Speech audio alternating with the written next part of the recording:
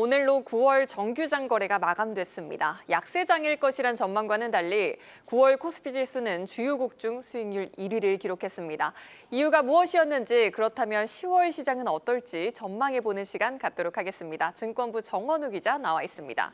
정 기자, 코스피가 주요국 중 수익률 1위였다고 하는데 얼마나 오른 겁니까? 네, 오늘 코스피가 약세로 마감을 하긴 했지만 코스피의 9월 월간 수익률은 7.48%로 집계가 됐습니다. 올해 들어 월간으로는 두 번째로 높은 수익률을 기록을 한 건데요. 최고 수익률을 기록한 달은 지난 6월 13.86%였고요. 그 다음으로 높은 수익률을 기록한 겁니다. 작년 말 종가가 2,399.49였기 때문에 오늘 종가로 이제 계산을 해보면 코스피는 올해 들어 42.7%로 상승률을 더 높였습니다. 9월 수익률을 주요 국가도 좀 비교를 해봤는데요.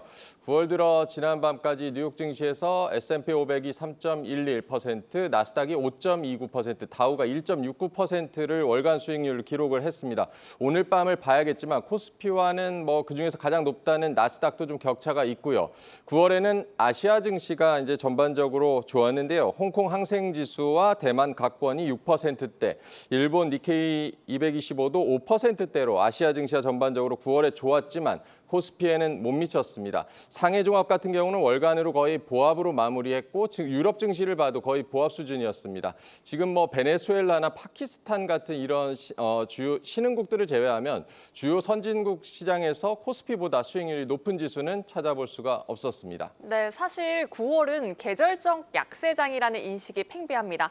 게다가 세제와 관련한 불확실성까지 국내 증시에 대한 자신감이 상당히 떨어져 있었던 상황이었죠.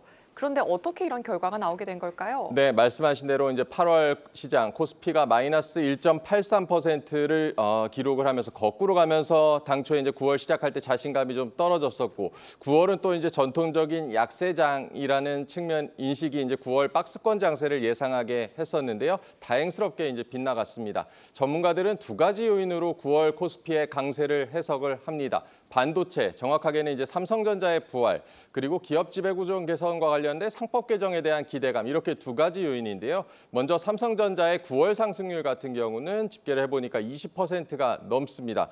코스피보다 3배 정도 더 높은 상승률을 보였는데요. 9월 이제 수급을 살펴보면 코스피에서 외국인들이 6거래일을 제외하고 모두 순매수를 했고, 이 기간 7조 4천억 원을 넘게 샀습니다. 그중에 이제 삼성전자에 5조 원 가까운 순매수가 몰렸습니다. 레거시 반도체의 업황 회복 기대감, 그리고 모건 스탠리의 한국 반도체 매수 의견까지 더해진 결과인데요.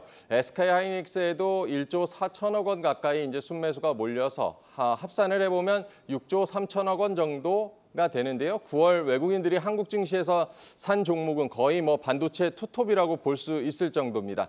결국 9월 시장 반도체 부활로 강세 요인을 요약할 수가 있겠습니다. 네, 반도체 약진이 증시 상승을 주도를 했고 정책적인 기대감까지 작용했다고 말씀을 해주신 거죠?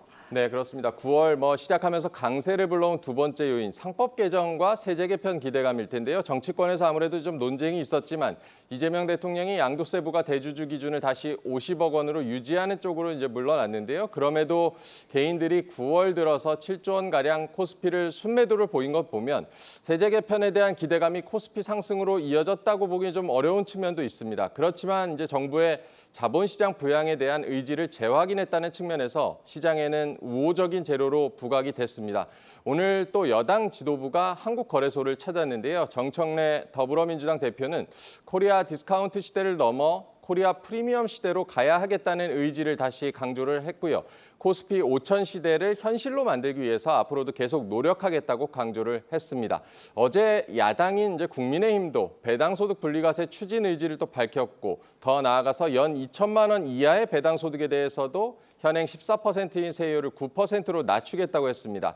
여야가 모두 이 증시 부양이라는 같은 정책 목표를 설정을 했기 때문에 이런 정책 기대감들은 앞으로도 시장의 하단을 단단하게 받치는 역할을 할 것으로 전문가들은 분석하고 있습니다. 네, 긍정적인 전망이 나오고 있습니다.